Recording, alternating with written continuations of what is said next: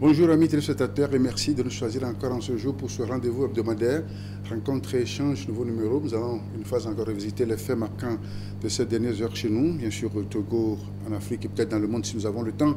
Je reçois pour vous, pour débattre de ces faits de société de chez nous, monsieur David Ekwe Dossé. Vous êtes professeur d'université, vous êtes médecin de formation et de profession, vous êtes enseignant d'université, vous avez accepté d'échanger avec nous sur les faits de notre société en tant que citoyen appartenant justement à une organisation de société civile Togo Debout. Ma question d'introduction, on va vous connaître un tout petit peu, professeur, parce que vous avez plusieurs casquettes. Hein. Vous êtes syndicaliste, vous êtes médecin, chirurgien, vous êtes aussi acteur de la société civile. Hein. Tout à fait. Oui. En tout cas, je voudrais d'abord commencer par vous dire merci de cette invitation. Merci également à ceux qui ont la patience et la gentillesse de nous suivre. Oui, comme vous l'avez dit, je suis médecin de formation. J'ai ensuite fait une spécialisation en chirurgie générale et j'exerce mon métier de chirurgien au CHU Sylvanus Olympio depuis un certain nombre d'années. Et j'ai aussi opté pour la carrière universitaire, ce qui fait que je suis professeur d'université. J'enseigne la chirurgie à la faculté des sciences de la santé de l'université de Lomé. Je suis aussi acteur de la société civile, premier porte-parole du Front citoyen Togo Debout. Il y a également la coordination de Tournons la page Togo que je dirige et également les universités sociales du Togo. C'est ça. C'est pas beaucoup pour vous? Comment vous arrivez à joindre le debout? C'est-à-dire que être fouet au moulin entre votre blouse blanche et l'espoir dans la vie civile, avec votre engagement citoyen. C'est sûr que ce sont des activités qui sont très prenantes. Je ne peux pas le nier. Et ça nécessite une certaine dose d'organisation. Ça nécessite également une certaine dose de collaboration avec les collègues, les partenaires avec qui je travaille, aussi bien à l'hôpital ou ailleurs. Et si vous le permettez, je voudrais vraiment en profiter pour remercier tous ceux qui collaborent avec moi à la société civile, au CHU ou ailleurs, et qui permettent plus ou moins de tenir la barque. Voilà, donc oui, ça demande une certaine dose d'engagement. J'espère que cet engagement, je l'ai. J'espère que cette détermination aussi, je l'ai. C'est ça. Même si par moments, effectivement, on est un peu fatigué. Tout à fait.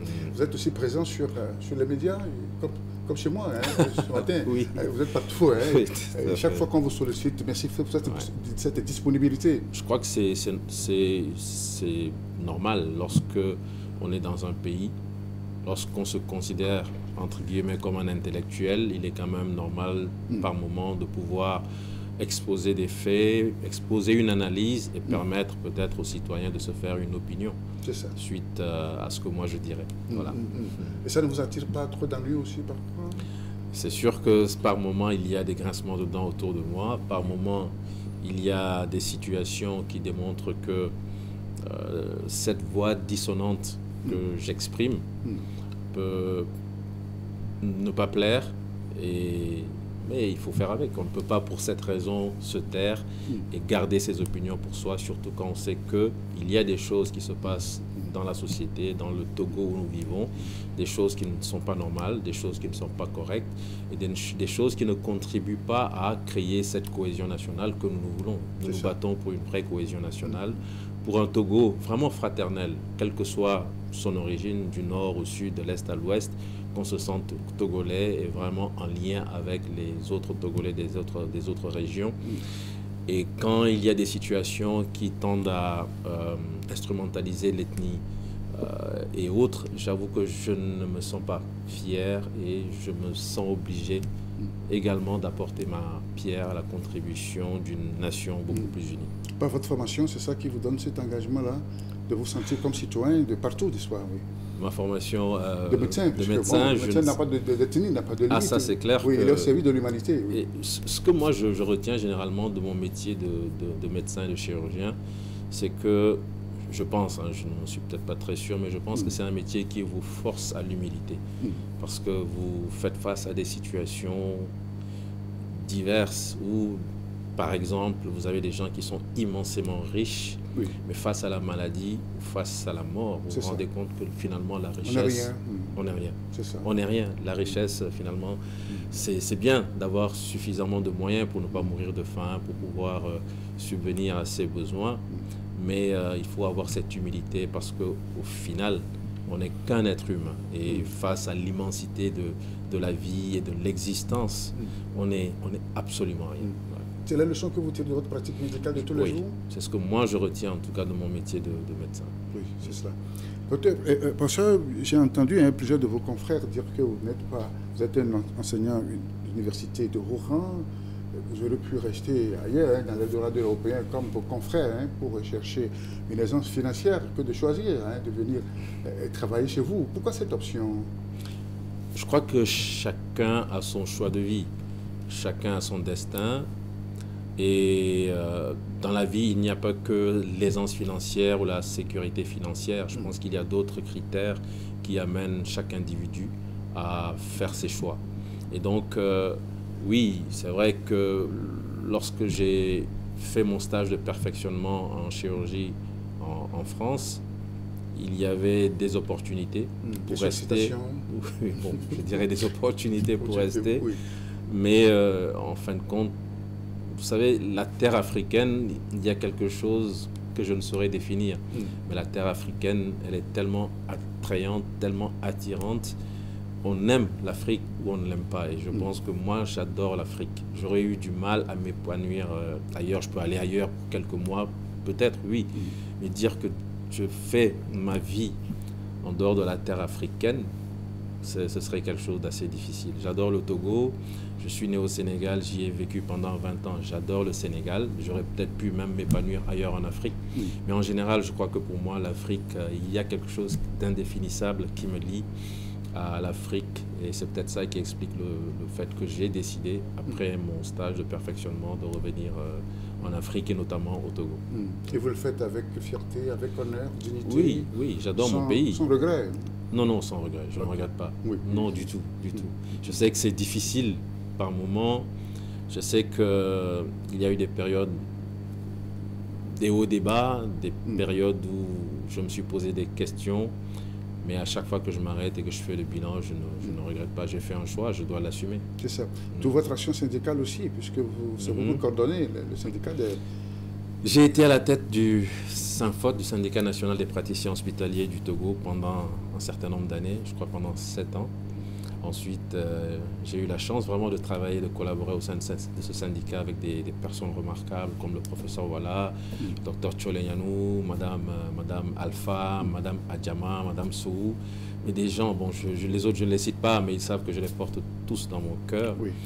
Et c'est ce que je disais justement lorsque je parlais de cohésion nationale, que l'on soit du nord ou du sud.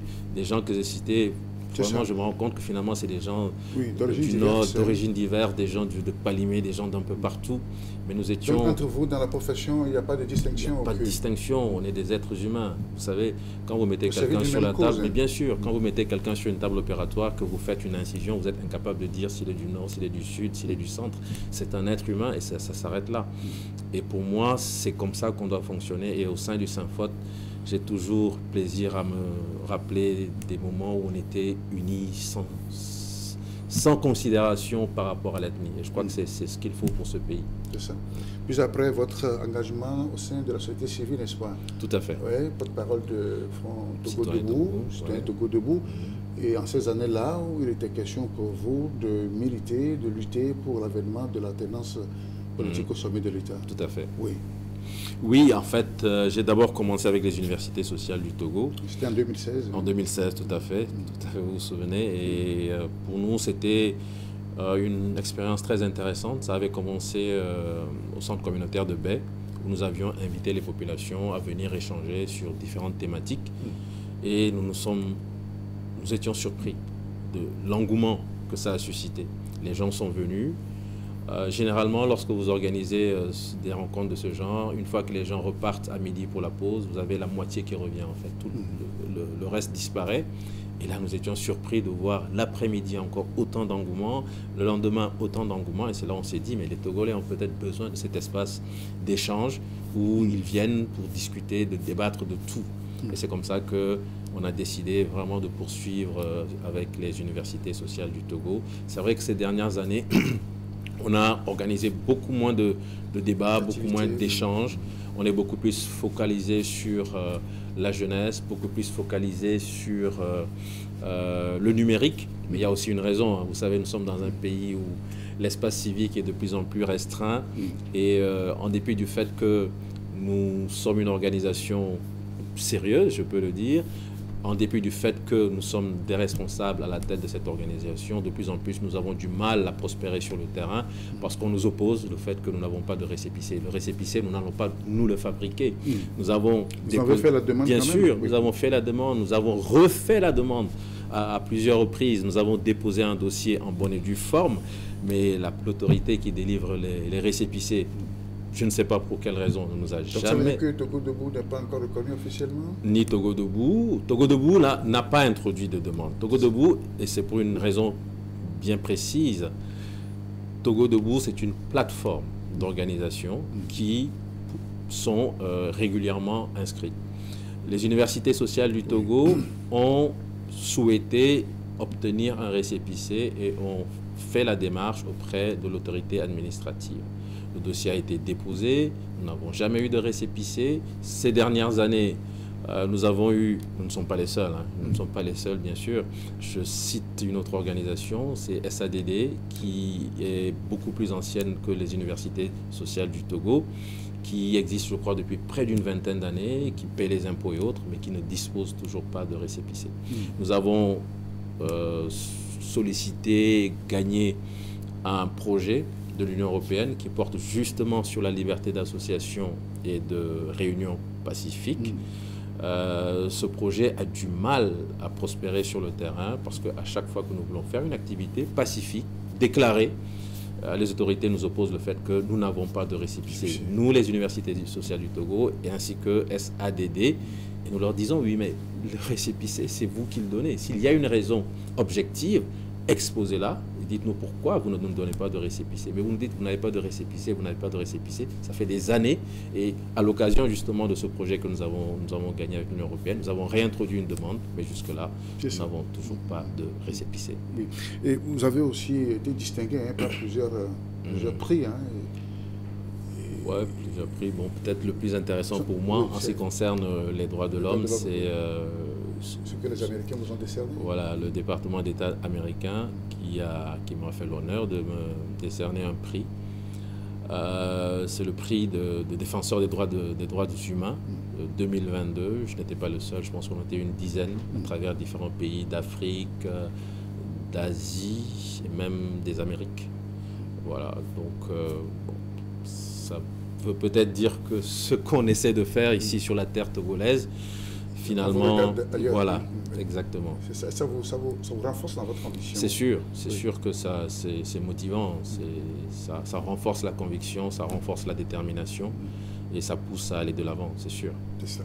Rencontre ici un nouveau numéro, nous parlons des faits marquants de ces dernières heures. Mon invité, c'est le professeur David Ekoué Dossé, il est chirurgien viscéral de formation et de profession. Membre actif de la société civile, et c'est avec lui que nous ferons le tour d'horizon de ces questions. Alors, on va changer un peu de sujet pour parler d'autres choses, n'est-ce pas, des faits marquants. On se rappelle au début de la naissance de la Nouvelle République, lorsque le test n'était pas encore connu de tous, vous étiez l'une des personnalités qui était au front. Je me rappelle bien des images de personnalités envoyées par le régime pour expliquer, n'est-ce pas, le contenu, en tout cas, les justificatifs de cette migration de la 4e en 5e République. Alors, comment ça s'est passé? Pratiquement, vous étiez seul face aux porteurs, aux défenseurs du test. Vous faites allusion au débat au débat citoyen, dit-on. Voilà, au débat citoyen qu'il y a eu à l'hôtel du 2 février, cela, oui, avec des représentants du pouvoir qui étaient venus pour essayer de justifier ce que j'appellerais l'injustifiable. Effectivement, en fait, pour moi, ce n'était pas prévu que ça se passe ainsi. J'avais été invité par des journalistes à venir assister à un panel de discussion où il y aurait des politiques, des scientifiques, des experts en droit. Et j'avais à l'esprit que bon, j'allais être dans l'assistance, assister au panel de discussion, éventuellement poser quelques questions et repartir parce que j'avais une réunion à 11h. Et donc, lorsque je suis arrivé, la réunion n'avait pas commencé. Et c'est par la suite que les représentants du gouvernement sont entrés ensemble dans la salle et on m'a invité à m'installer pour le débat. Et donc, j'avoue que je me posais des questions, mais qu'est-ce qui est en train de se faire? Mais je me suis retrouvé finalement assis à cette table de discussion. Et ça a démarré. Donc, bon, voilà, les questions ont été posées. Moi, je suis citoyen. Je me sens, en tant que citoyen, tenu d'insister pour que certains principes soient respectés, notamment les dispositions de la Constitution de 1992 que j'avais lues. Et je n'admettais pas qu'on puisse, une fois encore, tripatouiller une constitution au service d'une entité quelconque.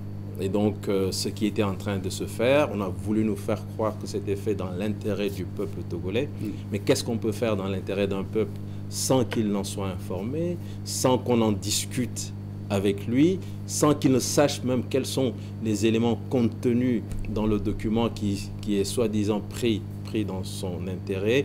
Et à chaque fois, nous avons le sentiment qu'au Togo, finalement, la Constitution est un document hyper fragile, un document qu'on peut se permettre de tripatouiller, de contorsionner dans tous les sens. Nous l'avions vu en 2005, et c'est ce que j'ai rappelé lors de ce débat, les articles qui avaient été modifiés facilement, allègrement, pour permettre tout simplement de justifier ou de légitimer un coup d'État, qui était un coup d'État évident en 2005. Et donc, je n'ai fait qu'exprimer l'opinion du citoyen que je suis. Bon, si ceux qui nous ont suivis ont considéré que ce débat a permis de ne pas accepter cette forfaiture qu'on voulait nous servir, tant mieux. Moi, c'était l'objectif. Donc, vous n'étiez pas convaincu en tout cas? Du tout, je ne l'étais pas, je ne le suis toujours pas, parce que quand on suit le processus qui a conduit jusqu'à la promulgation de cette nouvelle constitution, pour reprendre les termes d'un citoyen étranger, et qui est donc totalement objectif, qui n'a aucun lien ni avec l'opposition ni avec le pouvoir, mais un citoyen d'une certaine responsabilité. Il a utilisé 3 qualificatifs lorsqu'on était en discussion. Il nous a dit, mais ce qui s'est fait, c'est illégal, c'est non transparent, c'est non inclusif. Personnellement, j'ajoute ensuite que c'est illégitime, le 4e qualificatif, et j'ajoute aussi que c'est même illicite en prenant en considération un écrit d'un doctorant en droit du Togo qui s'appelle M. Moug, que je ne connaissais pas, que je ne connais même pas, je l'ai vu sur les réseaux sociaux une fois, c'est tout. Mais j'ai beaucoup apprécié ce qu'il a fait au lendemain de l'adoption de cette nouvelle constitution, puisqu'en tant que juriste, en tant qu'homme de droit, il a replacé les choses dans leur contexte et il a parlé d'un terme que je ne connaissais pas, hein, d'illicéité, pour dire que c'est illicite. C'est ça. Voilà, donc en définitive, je reste convaincu que cette nouvelle constitution, elle est illégale, elle est illégitime, elle s'est faite dans un process qui n'était pas du tout transparent. Jusqu'à la promulgation, personne ne savait ce qui était mentionné dans ce document. Et même après la promulgation, il semblerait qu'il y ait plusieurs versions. J'avoue que ça ne m'intéresse pas, donc je ne suis pas fatigué à lire. Et puis, ça n'a pas été inclusif. À un moment donné, pour donner le change, on a invité des chefs traditionnels. Mais les chefs traditionnels ne sont pas le peuple togolais. Et c'est illicite. Donc, autant de qualificatifs pour dire que nous ne pouvons pas accepter construire une nation sur un socle aussi mauvais. Nous avons perdu des valeurs énormes, des valeurs de qualité, des valeurs de société. Et lorsqu'on les perd et qu'on décide de construire sur du faux, quoi qu'il en soit, on n'y parviendra jamais. Et ainsi, le Togo ne peut pas se développer, le peuple togolais ne peut pas s'épanouir et on aura certainement encore des images comme celles que nous avons vues sur un dépotoir, des citoyens togolais affamés en train de courir pour ramasser du riz avarié. Pour moi, ce n'est que le début. C'est ça. Ce n'est que le début. Oui. Mais alors, tout le monde croit qu'on vous entend peu, hein, parce que nous sommes en transition. la marche justement vers l'établissement définitif de cette nouvelle République, hein, puisque tout a fini dans les 12 mois du mois de mai dernier, où la loi a été promulguée, jusqu'à la mise en place des institutions, n'est-ce pas? Alors, n'avez pas vous l'impression que vous prêchez dans le désert? Tout d'abord, en fait, quand on observe même ceux qui sont à la manœuvre, on a l'impression qu'ils sont dans l'incohérence totale.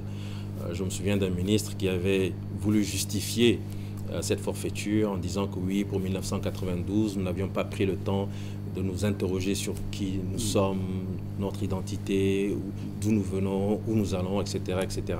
Donc on aurait pu penser que pour 2024, justement, ceux qui sont à la manœuvre ont pris le temps de se poser des questions sur cette nouvelle constitution, la nécessité de mettre en place un régime parlementaire, qu'est-ce que ça veut dire, etc., avant la promulgation.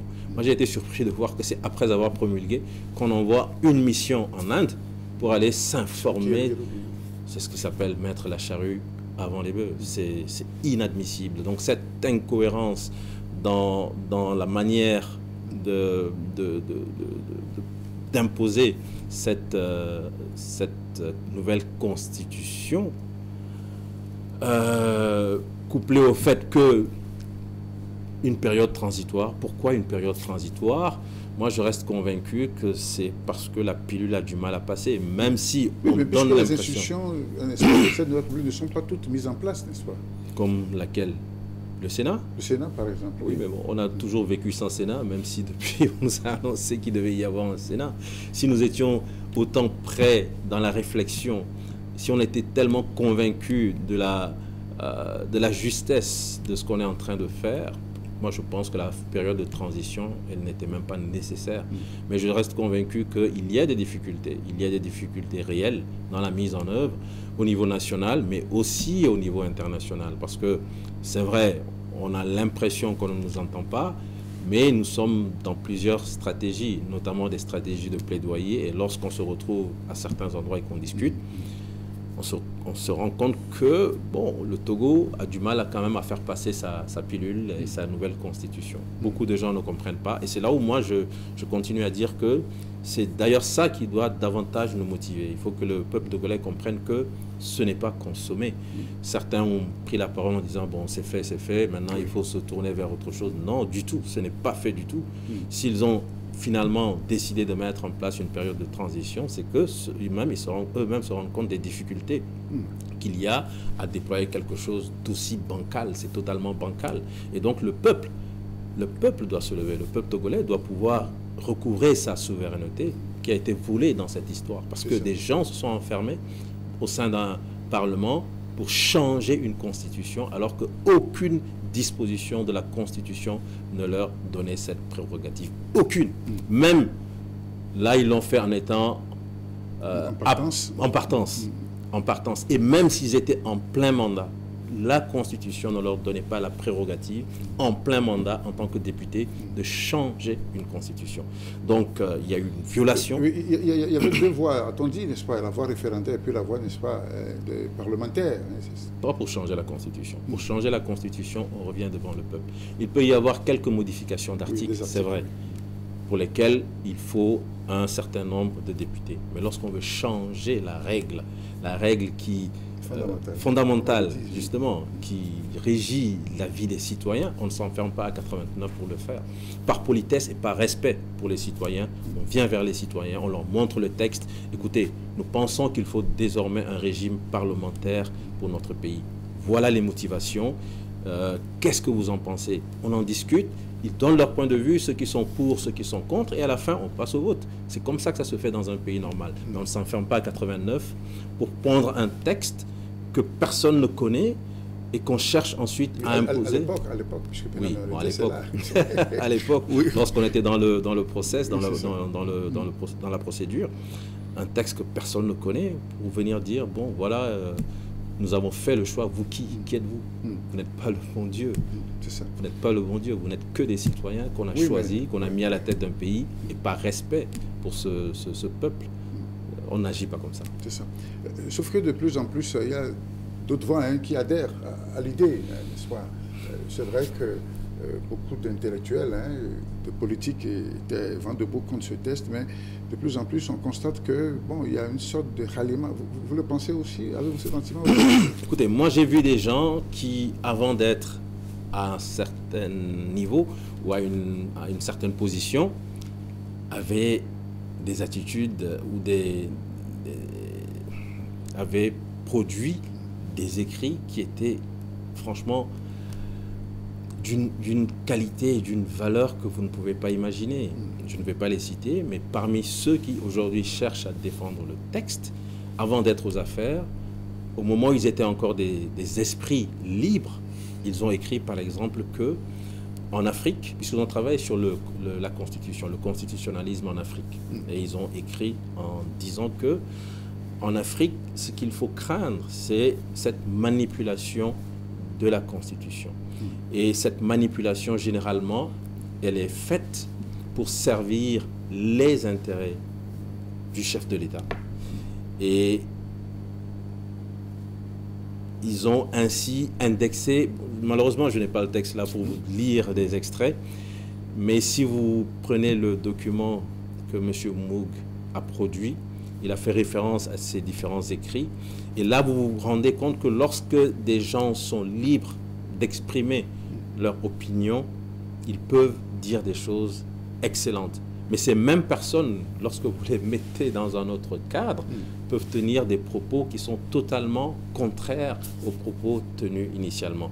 Donc si vous me dites qu'il y a des gens qui aujourd'hui semblent épouser cette nouvelle constitution, je vous dirais que c'est les mêmes qui, quelques années auparavant, avaient tenu des propos qui démontrent que une constitution, malheureusement en Afrique, ça peut être particulièrement fragile, ça peut être manipulé, non pas pour servir un peuple, mais pour servir les intérêts d'un chef d'État. Et c'est cette situation que nous sommes en train de vivre au Togo. Au-delà de ça, bien sûr, vous avez d'autres personnes qui estiment que, bon, il ne sert pas à grand-chose de résister. Oui. C'est leur droit le plus absolu. Moi, je respecte leur opinion. Mais en même temps, je souhaite qu'on respecte mon opinion qui consiste à dire que moi, je ne peux pas accepter une forfaiture. Pardon. Je ne peux pas accepter une situation en disant, OK, pour mon pays, j'accepte que une nouvelle constitution née du mensonge, née de l'usurpation, née de la violation de textes, soit cette nouvelle loi fondamentale qui va permettre de régir la cité. Je ne peux pas accepter cela. Donc, où sont les valeurs finalement? Qu'est-ce qu'on laisse à nos enfants? Qu'est-ce qu'on laisse à nos descendants qui verront que, bon, on peut très bien, sur la base du mensonge, de la contre-vérité, de l'usurpation, etc., essayer de construire une société. C'est faux. Une vraie société ne se construit jamais sur des valeurs de ce genre, qui ne sont même pas des valeurs. Oui. Oui. Entre-temps, il y avait des intellectuels universitaires qui ont sorti une pétition. Est-ce que cet engouement est toujours le même? Alors là, au sein de... vous allez être surpris positivement parce que effectivement, ces intellectuels se sont mis ensemble pour sortir une pétition. À l'instar de ce qui s'est passé un peu au Sénégal, là, quand il y avait des problèmes. Tout à fait, mais certains parmi eux ont décidé d'aller plus loin et travaillent sur une véritable alternative à cette situation que nous connaissons aujourd'hui. Ils ont mis en avant la nécessité de faire une vraie rupture avec ce que nous vivons aujourd'hui, parce que nous avons foulé aux pieds des valeurs de base d'une société. Et si nous voulons vraiment construire une nation, si nous voulons construire un État avec des institutions crédibles, il faut refaire les choses autrement. Ces universitaires se sont associés à d'autres personnes ressources au Togo et dans la diaspora. Et je pense que très bientôt, en fait, on pensait sortir, moi je suis aussi associé à eux, je pensais qu'on allait pouvoir régler l'affaire en l'espace de quelques semaines, mais finalement c'est une machine tellement lourde, c'est des choses tellement importantes qui y sont faites, et par moments, je le reconnais, il m'arrive avec la fatigue de ramer un peu pour les suivre, mais c'est pour dire que nous ne sommes pas les seuls dans la bataille. Beaucoup de gens ne veulent pas du tout de cette nouvelle constitution qui a été prise dans des conditions inacceptables. Et beaucoup de gens sont en train de travailler à une vraie proposition pour un autre Togo, en tout cas un Togo de rupture. C'est ça. En temps, vous misez encore sur la mobilisation du peuple pour faire changer les choses? Oui. C'est encore possible? Absolument, c'est possible. Parce qu'on a comme l'impression qu'il y a cette lassitude qui s'empare, n'est-ce pas, de l'opinion publique, vu la marche effectuée jusqu'alors, et que le bout du tunnel n'y est toujours pas. En 2017 déjà, je me souviens que personne ne s'attendait à ce que ce peuple, fatigué, usé par tant de décennies de combats, puisse de nouveau se lever. Puisqu'on avait vu 2012 avec le CST, ça n'avait pas évolué, ça n'avait pas prospéré. On ne pensait pas qu'en 2017, on pouvait se retrouver dans un tel schéma de nouveau. Aujourd'hui, nous sommes conscients du fait qu'il y a une vraie situation de démobilisation. Nous en sommes très conscients. Et c'est pour ça que dès le départ, nous avons dit que cette lutte, elle va s'inscrire certainement dans la durée. Ce ne sera pas quelque chose qui va être réglé en l'espace de quelques semaines. Ce n'est pas parce qu'on aura fait 2 ou 3 meetings que voilà, on va se retrouver avec des dizaines de milliers de Togolais dans la rue. Tout à fait, nous en sommes conscients. Tout ce que nous voulons, c'est être en mesure de poursuivre sur notre lancée. Parce que il faut des ressources humaines pour pouvoir faire les meetings. Il faut aussi des ressources financières pour pouvoir faire les meetings. Et c'est ça notre grande crainte. Ne pas être en mesure, à un moment donné, de se déployer sur le terrain à Lomé, mais aussi à l'intérieur du pays. Parce que le Togo, ce n'est pas seulement Lomé. Il y a ce travail de terrain à faire, ce travail de proximité, à travers des conférences, à travers des rencontres, à travers des meetings. Et nous sommes convaincus que, en plus de ce travail que nous avons entamé, et cette convergence que nous continuons d'appeler de tous nos voeux, quand je parle de convergence, nous ne sommes pas, quand je dis nous, je parle là vraiment de la société civile, nous ne sommes pas la seule force engagée dans la résistance. Je sais qu'il y a aussi des partis politiques qui sont engagés dans cette résistance. Et il est important qu'à un moment donné, on puisse obtenir cette convergence et cette mutualisation des forces et des énergies. Et là, à partir de là, je suis convaincu que ce travail de fourmi que nous sommes en train de faire, ce travail de colibri, ce travail finira par porter des fruits. Professeur David de Saint-Merci pour votre disponibilité, pour ces explications que vous nous donnez. L'actualité, c'est cet incident, je ne sais pas s'il faut l'appeler incident, qui s'est produit, je crois, le 29 septembre dernier, avec ce député, ce parlementaire de la CEDEAO, en mission justement pour le compte de notre pays, qui a été agressé. Vous étiez, n'est-ce pas, sur le terrain, parce qu'il y a beaucoup de versions sur les réseaux sociaux. Que s'est-il passé exactement d'abord? Vous avez parlé d'incident, moi je parlerai de tragédie, de scandale national, de honte nationale, parce que des individus envoyés certainement ont eu l'outrecuidance de poser des actes qui font honte à la nation togolaise. Certains ont peut-être pensé que c'était la réaction qu'il fallait, c'était la réaction adaptée à la situation où un parlementaire de la CEDEAO et des citoyens togolais avaient le courage de se prononcer contre le coup d'État constitutionnel que nous avons connu cette année. Mais j'espère que par la suite, au vu des différentes réactions au Togo, dans la diaspora, en Afrique ou sur d'autres continents, au vu de toutes les réactions, j'espère que les commanditaires et les personnes qui avaient voulu soutenir un tel acte, j'espère que ces personnes ont vraiment compris qu'aujourd'hui, en 2024, il y a des choses qui ne peuvent plus se faire. Et que ces actes portent préjudice à l'image de notre pays. Je sais que généralement on parle de cette diplomatie agissante où le Togo est dans tous les... Très actif, hein? Oui, tout à fait. Le Togo est très actif dans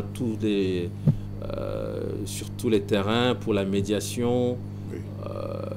Alors quand vous avez un pays qui se veut médiateur mais qui se comporte ainsi, de façon aussi barbare, c'était de la barbarie, c'est de la sauvagerie.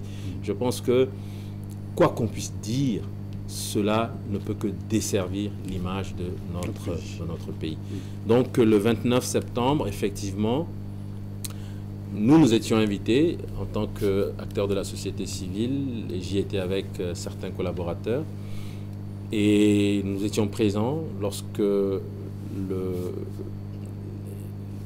les débats ont démarré, les prises de parole, et c'est juste après une invitation à chanter l'hymne de notre pays que une première chaise est venue de l'arrière de la cour jusque sur le podium, et des gens ont commencé à vociférer, s'adressant certainement à M. Guy-Marius Sagna.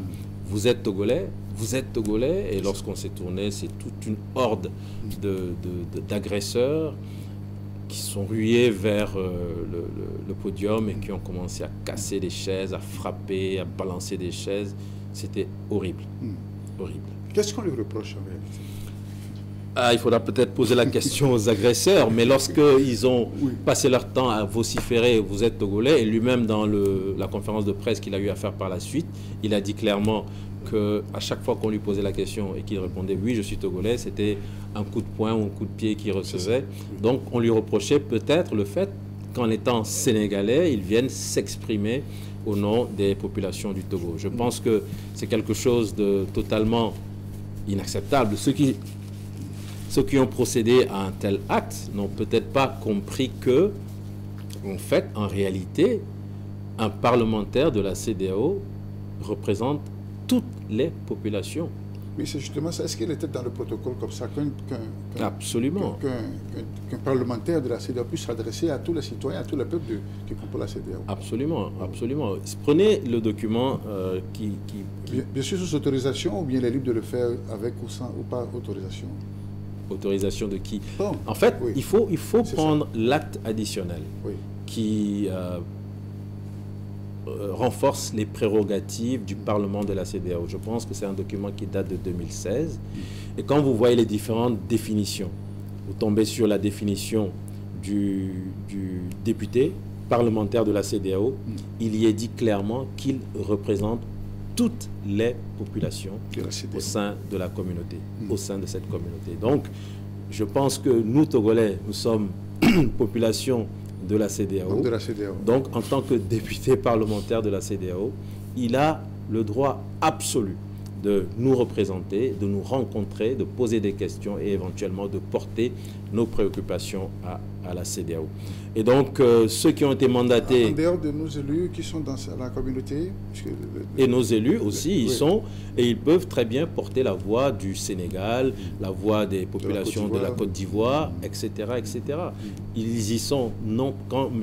Guy-Marius Sagna se retrouve au Parlement de la CEDEAO, il n'y est pas uniquement en tant que représentant des populations du Sénégal. Je pense que ceux qui ont procédé à cet acte, ils ne l'avaient peut-être pas su ou ils ont été manipulés parce qu'il y a eu beaucoup de manipulations dans cette affaire. Et même après ce scandale, moi j'ai vu quelqu'un venir à la télévision pour dire que oui, le Parlement du Sénégal a été dissous, donc il n'est même plus parlementaire au Sénégal. C'est des mensonges. Comment peut-on servir des choses, comment peut-on accepter que des gens viennent comme des guignols annoncer des choses de ce genre à la télévision? Je pense que c'est inacceptable. Quand vous lisez justement l'acte additionnel qui renforce les prérogatives du Parlement, il y est dit clairement que même si il n'est plus député dans son pays, tant qu'on n'a pas procédé à son remplacement au niveau du Parlement de la CEDEAO, il demeure député de la CEDEAO. Mais il suffit de prendre les textes et de les lire plutôt que de venir raconter des mensonges aux populations. Il faut qu'on arrête ce genre de comportement. C'est cela. Et ça peut avoir des conséquences dans les relations entre le Togo et le Sénégal? Je ne sais pas, mais ce que je peux vous dire, c'est que... Il y a des réactions, hein? Ah oui. La CEDEAO même a réagi. Bien sûr, bien sûr. Du Parlement. Bien sûr. Déjà, le même soir, lorsque M. Guy-Marius Sagna a eu ses premiers soins à la clinique Baroué, je pense qu'on peut le dire, c'est là où il a été d'abord transporté, c'est là où nous l'avons pris en charge. Et quand il allait mieux, quand il a recouvré ses esprits, quand il a pu s'exprimer, on l'a mis dans une voiture, il a été transféré à la clinique Biassa pour certaines raisons. Et là, l'ambassade du Sénégal a envoyé un chargé qui est venu et lui, il n'a pas mâché ses mots. Il était en courroux. Il nous a dit qu'ils ont pris contact avec le gouvernement sénégalais et que le gouvernement sénégalais avait contacté un ministre, je suppose que c'est le ministre des Affaires étrangères, je suppose, je n'en suis pas certain, du gouvernement togolais. Et par la suite, bien sûr, d'accord, voilà, donc si ça le confirme, tant mieux. Mais par la suite, il y a eu effectivement ce communiqué du gouvernement sénégalais qui condamne. Et la nuit, déjà, lorsque le chargé était là, on a compris que il n'avait pas du tout apprécié le fait qu'il n'y ait pas eu cette comment dire, un acte de la part, mais avant même de condamner, au moins de donner le sentiment qu'on compatisse. Voilà, voilà de la part des autorités du Togo. Le député qui avait été frappé, bastonné, depuis quoi, 15 heures à peu près, jusqu'à 20h, 20h30, personne du gouvernement togolais, alors que ça avait fait le tour des réseaux sociaux. Aucune autorité togolaise n'avait fait le déplacement pour venir voir dans quel état il était, présenter au moins voilà, la compassion, même si elle n'était pas peut-être sincère, mais au moins présenter une compassion de la part des autorités togolaises et de la part de la nation togolaise. Mais les premiers mots que moi j'ai entendus par la suite, c'était d'abord, voilà, c'est passion et puis mauvaise foi, comme si il fallait d'abord justifier ou essayer de trouver des éléments qui justifient ce que ce monsieur avait subi. Ouf, ça fait quand même... Ça gêne. En tant que Togolais, ça gêne. Et moi, je n'ai pas manqué, lorsque j'ai eu monsieur Guy-Marius Sagna au bout du fil, il était déjà rentré au Sénégal, je n'ai pas manqué de présenter mes excuses en tant que Togolais. Il m'a dit, mais pourquoi tu t'excuses? Et il a été même surpris lorsqu'il rentrait à l'aéroport. Tous les Togolais qu'il avait reconnus passaient leur temps à présenter des excuses, Et il a compris que, selon ces termes, il y a, comme il le dit lui-même, dans un pays comme le Togo, vous avez le Togo digne, c'est les citoyens, c'est ce peuple qui est accueillant, qui n'est pas versé dans cette barbarie. Il y a le Togo indigne, des gens qui n'ont... Bon, je préfère ne pas aller plus loin. Merci, professeur Dosser, pour vos explications. Nous sommes dans Rencontre Échange, nouveau numéro. Nous parlons des faits marquants de ces dernières heures. Professeur David Dosser est mon invité. C'est avec lui que nous faisons le tour de ces questions. Autre préoccupation, justement, parlons du Sénégal. Bon, vous en avez fait tout à l'heure. Le Parlement est dissous, les élections anticipées sont convoquées pour novembre prochain. Est-ce que le duo à la tête là, du Mofaï et Ousmane Sonko a la chance, n'est-ce pas, de remporter la majorité au Parlement afin qu'ils puissent déployer tout leur projet de société? Alors, quand vous discutez avec des gens proches du pouvoir, ils vous disent oui qu'ils vont surfer sur la vague de la victoire lors des élections présidentielles et qu'ils sont convaincus... La dynamique était restée la même parce que... Eux, ils pensent que la dynamique est restée la même et qu'ils ont toutes les chances de réussir. Mais en même temps, lorsque vous discutez avec d'autres qui sont plutôt de l'autre bord, ils disent qu'il y a eu quelques couacs qui font que ça peut peut-être faire en sorte que les choses s'équilibrent davantage. Donc, je ne sais pas. Est-ce que, puisqu'il n'y a pas de sondage pour permettre de se faire une idée... C'était pas déjà deux matchs de tout, hein, entre Macky Sall et Sonko. On verra bien ce que ça va donner. C'est ça. Autre préoccupation, c'est l'Assemblée générale des Nations Unies qui a pris fin il y a quelques jours. Il était question de cette place de l'Afrique au sein du Conseil de sécurité avec probablement un droit de veto. Qu'est-ce que vous en pensez en tant que citoyen du continent? Oui, depuis la création des Nations Unies jusqu'en cette année, il y a eu tellement de mouvements au niveau terrestre, au niveau du monde, que les choses ne peuvent pas rester figées. Il faut bien qu'il y ait une évolution. Les Nations Unies ont été créées par les puissances qui étaient les plus fortes à l'époque. Et c'est normal que ces puissances se soient taillées la part du lion. Mais le monde a évolué. Et donc, il faut certainement faire une place aux autres. Même les petites nations ont le droit d'avoir par moment leur mot. Et je pense que l'Afrique, c'est un grand continent, en dépit de toutes les difficultés que nous connaissons. Et l'Afrique a droit à avoir une place permanente au Conseil de sécurité des Nations Unies. Alors, le droit de veto... Voilà. Là aussi, les avis sont partagés. Parce que oui. Certains me demandent purement une suspension ou bien une suppression de ce fameux droit. Pourquoi pas? Qui n'arrange pas. Peut-être que ce serait le meilleur moyen pour qu'il y ait plus de justice en ce bas monde. Parce que quand on regarde ce qui se passe avec Israël, Israël, la bande de Gaza, Israël, le Liban, Israël qui bombarde même les forces des Nations Unies, on a le sentiment parfois que... Je ne dis pas que ce que le Hamas a fait le 7 octobre de l'année dernière était une bonne chose, mais je ne sais pas si cette réponse est vraiment la réponse la mieux adaptée. Oui. Parce que quand on voit tous ces enfants qui meurent, quand on voit toutes ces femmes, tous ces innocents, tous ces... C'est votre cœur de médecin qui parle. Hein? Ah ouais, là, ça fait mal au cœur. Ça fait vraiment, vraiment mal au cœur. Bon, c'est une nation qui est très forte, je parle d'Israël, Oui, bien sûr. qui en impose dans la région. Avec leurs alliés. Hein, avec leurs alliés américains, et peut-être que finalement, s'il n'y avait pas ce droit de veto, peut-être qu'il y aurait des résolutions plus fortes qui seraient passées, qui auraient peut-être permis d'infléchir certaines positions, mais le droit de veto fait que finalement, ces grandes puissances continuent de manœuvrer, de manipuler le monde, de tirer sur les ficelles. La solution, je ne sais pas. Est-ce qu'il faut et le monde est devenu plus dangereux. Ah oui, hein? bien sûr. Il y a plus de menaces. Bien sûr, bien sûr, bien sûr. On a l'impression que désormais, il va falloir qu'on s'habitue à vivre dans un monde où il y a moins de démocratie, dans un monde où il y a beaucoup plus de violence, dans un monde où il y aura la guerre. La Russie est en train de se battre contre l'Ukraine. L'Europe pensait que la guerre n'allait plus jamais survenir, bien sûr, survenir sur son continent, mais là on se rend compte que finalement, même les endroits qui pensaient être préservés des fléaux de la guerre, voyons ce qui se passe au Soudan également, où deux généraux qui sont fous ont plongé, ils sont fous, ils ont plongé un pays dans le chaos. Voilà ce que nous sommes en train de vivre sur cette terre. Je ne sais, la Libye, je ne sais pas ce que ça annonce, mais j'espère que ceux qui ont le pouvoir de décider vont, peut-être qu'ils devraient tous être médecins justement, et ça leur permettrait d'être tellement plus humbles et de comprendre que parfois on se bat, on tue pour des choses qui ne méritent même pas qu'on s'y attarde. S'ils étaient médecins, peut-être qu'ils seraient plus enclins à sauver les vies plutôt qu'à détruire les vies. C'est cela. Bien, merci, professeur Dessay. Cette émission tire à sa fin. Une question un peu indiscrète. Est-ce que vous, professeur Dessay, vous ressemblez à Denis Mukwege au Congo? C'est-à-dire obtenir le prix Nobel? Pas forcément. Oui, bien sûr, sur le chemin, parce que c'est aussi un grand monsieur hein, qui a fait. C'est un grand monsieur qui mérite le respect. Qui consacre hein, sa vie entière. On l'appelle, n'est-ce pas, le réparateur des femmes, hein, qui a pris un engagement résolu hein, en ce sens. C'est un monsieur qui mérite le respect. Il vous inspire? Oui, il est médecin, je suis médecin. C'est sûr qu'il y a des choses dans sa vie qui m'inspirent fortement.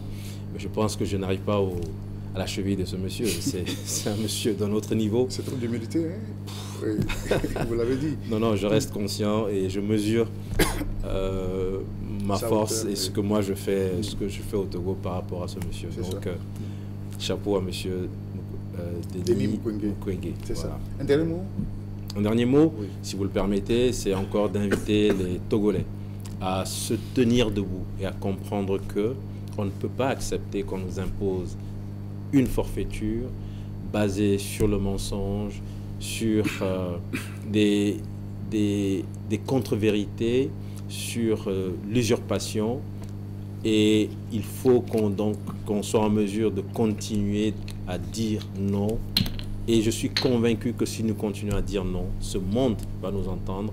Et ceux qui veulent nous soutenir, comme M. Guy Marius Sagna l'a fait, vont véritablement nous soutenir de toutes les forces. Et nous parviendrons à barrer la route à ceux qui empêchent l'éclosion de ce Togo que nous voulons tous, un Togo de paix, un Togo uni, du nord au sud, où nous sommes véritablement des frères. Donc, je les invite à venir au meeting de la société civile avec à sa tête Novation Internationale. Ce meeting se tiendra le dimanche 13 octobre à partir de 14 h derrière l'école primaire publique centrale d'Agoué. Et nous y serons en toute sécurité pour échanger et ensuite, ensemble, nous verrons quelle sera la prochaine étape. Merci. Merci, professeur Dessay. Merci pour votre disponibilité. Merci à vous. Amis téléspectateurs, merci à vous d'avoir suivi ces échanges. C'est la fin de ce numéro de Rencontre et Échange. Je vous retrouve la semaine prochaine pour de réflexions. Au revoir et à très bientôt.